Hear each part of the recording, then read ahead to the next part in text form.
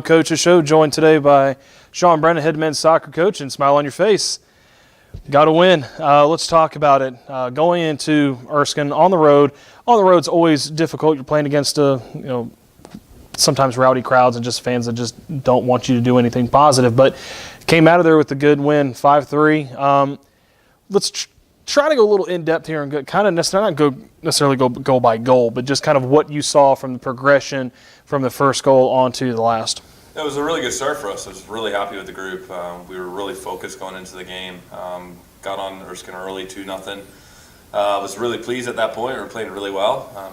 We made a couple of mistakes throughout the game, and Erskine caught us, to go 2-1. We made it 3-1, and then another mistake with 5 minutes left, or 5 seconds left, to go down 3-2, or to be at 3-2, and then into the second half, we played well, but we got to minimize those mistakes moving forward in order to get stronger and to win some tough games down the stretch.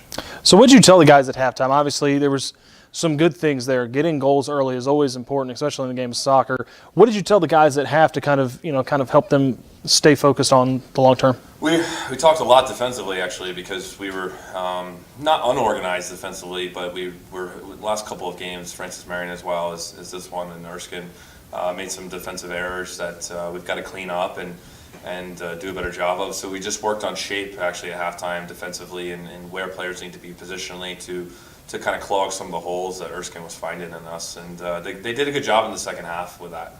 And you guys have kind of stayed kind of the part of the course as far as your substitutions go. Talk about, your thought as a coach of, okay, when is the right time for me to send somebody in there? Because obviously, you can have an athlete be tired, but they're still mentally right where they need to be, and they may not get there, get to step the ball the way they need to. What's your process as a coach when you go through games like this that obviously are more high scoring than what's typical in a soccer match? What goes through your head when you're trying to say when is it the right time to sub? Well, first you got to look at the temperature. It was almost 90 degrees when we played Erskine, so right. Naturally players are not going to last as long. So subs might actually come earlier. Then you got to think about the longevity of the player through 90 minutes. You've got to think about that in the 30th minute. What do I need to do in order to get that player to the 90th minute if he's going to finish the game? So we have a pretty good rotation right now on how we sub, but it's not necessarily by the exact minute. It's when we start to see fatigue, or if a player is doing very well, we leave him on longer than we have in the last game. But that just goes game by game.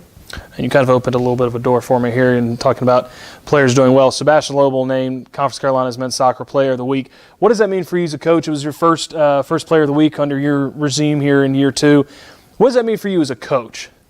It's really not about me. It's awesome, and it's obviously it's a credit to the coaching staff for recruiting well. But it's about the guys, and Sebastian doesn't get that award if other players don't give him the ball. Right. Sebastian doesn't get that award if he doesn't put himself in those positions to be successful.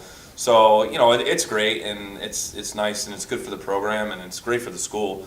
But it's really about the players, and putting themselves and putting each other in positions to be successful, and and it's all credit to them.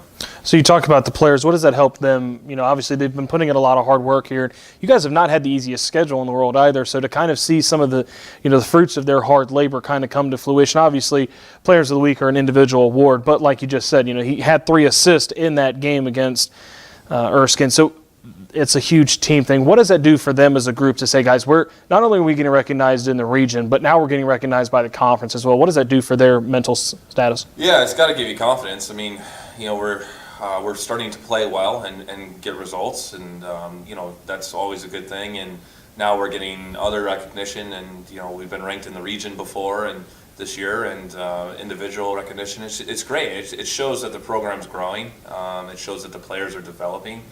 And it's got to bring confidence to the team. I can only imagine as a player, you've got to be excited about that. So no, it's all positive. It's very good. And I think now that kind of gives you a little bit of positive momentum going into practice this week. And you guys only have one game this week, and we were kind of talking about it off camera. Belmont Abbey on Wednesday, 4 o'clock here at Ammon Field. What are you guys as a coaching staff preparing the team for? Because there was so much good in Erskine, but there's always room for improvement. What's kind of the tone in practice going to be?